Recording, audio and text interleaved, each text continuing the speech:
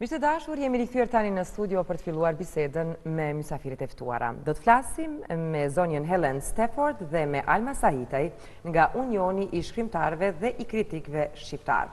Pra sot Unioni i Shkrimtarëve dhe i Kritikëve Shqiptar nëpërmjet një akademie solemne që do të mbahet pra në sallën e Kuqe, do të kandidoj për çmimin Nobel 2016, Adem Demaçin për paqe dhe Recep Qosjen për letërsi.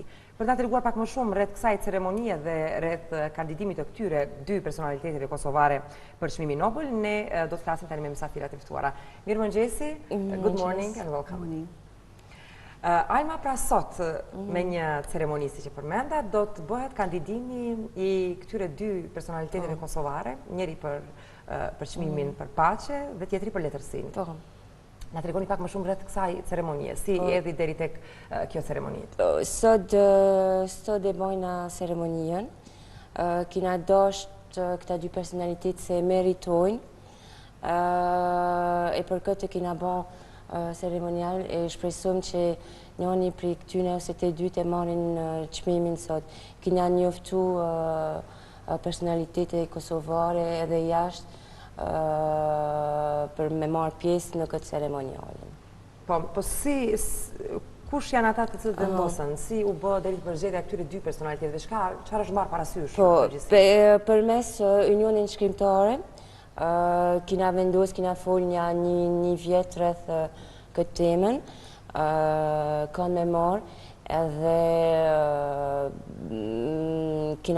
kina marrë Adem Demaçin edhe Recep Qosjen se e meritojnë këtë çmimin e që shpresojmë që tash si vjet e marrin. Po kina shpresë të mira. Mirë. Direkt shoqata e shkrimtarëve dhe e kritikëve të Kosovës, pra nuk e ka këtë mundësinë që të bëjë direkt kandidimin e këtyre personaliteteve për çmimin Nobel. Mirë po, kjo bëhet përmes organizatave të cilat janë të licencuara, siç është për shembull organizata e zonjës Helen. Ju bashkëpunoni me të, si erdhi bashkëpunimi? Po, edhe jena, po, edhe deri te kandidimi i Demaçit dhe Qosjes përmes organizatës së zonjës Helen. Krejt shoqata nuk kanë drejt me marrë, janë e kanë listat të çmimit Nobel, shoqat që mujnë si me apliku për një kandidat.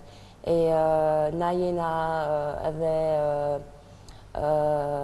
pjesë e këtë shoqatën, edhe qështu kina apliku përmes të shoqatën, si zonja Helen tash që është në këtë shoqat, e kanë marrë vendimin me apliku për Adem Demaçin edhe Recep Qosjen. Mirë, nëse mund të na tregoj zonja Helen se çfarë është organizata saj, që sa kohë ekziston, me çfarë është marrë deri më tani dhe si është mundësia që përmes kësaj organizate bëhet kandidimi për çmimin Nobel. Hélène, est-ce que tu peux nous expliquer donc brièvement quelle est l'association, enfin de quoi vous vous occupez?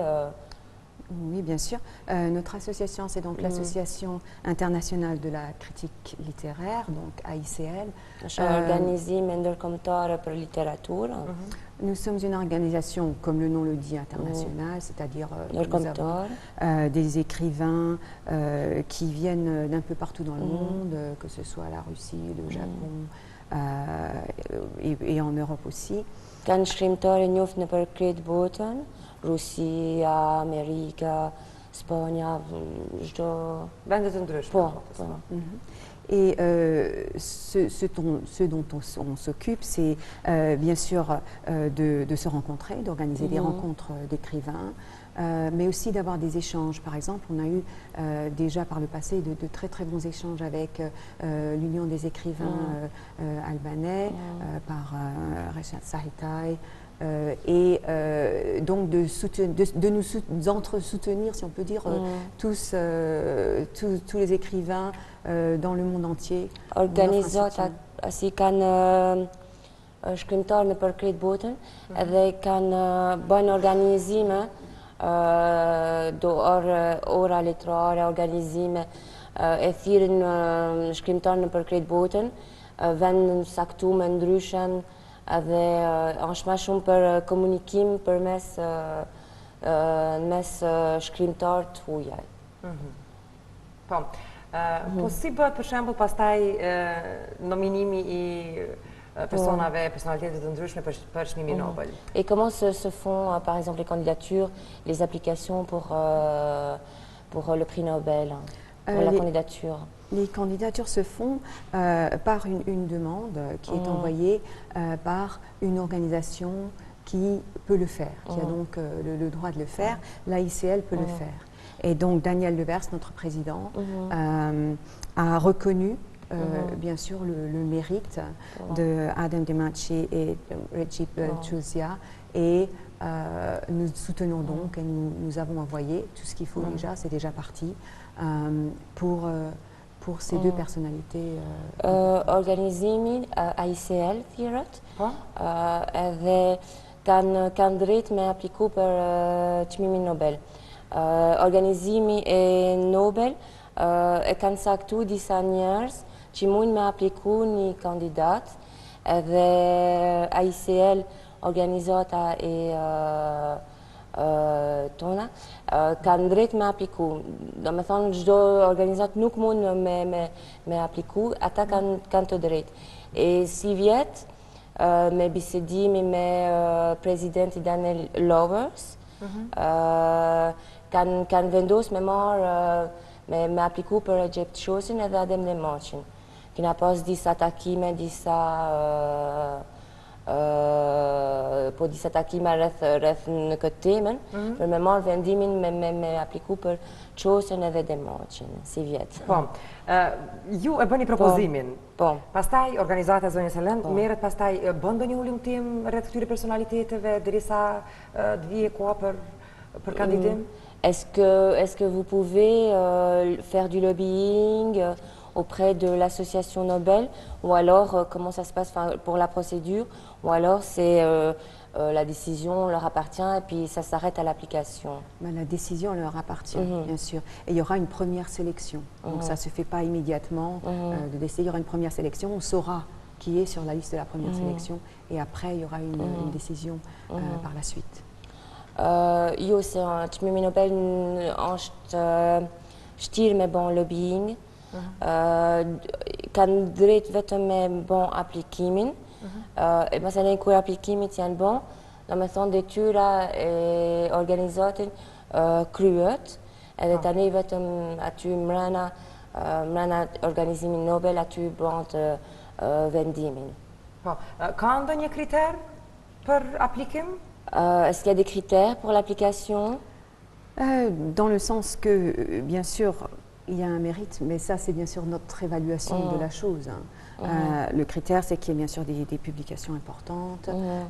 Pour Recep Çosia, c'est évident. Par exemple, la traduction, lui, il a déjà été connu internationalement. On a la traduction de son roman par Gallimard, la maison la plus importante d'éditeurs en France.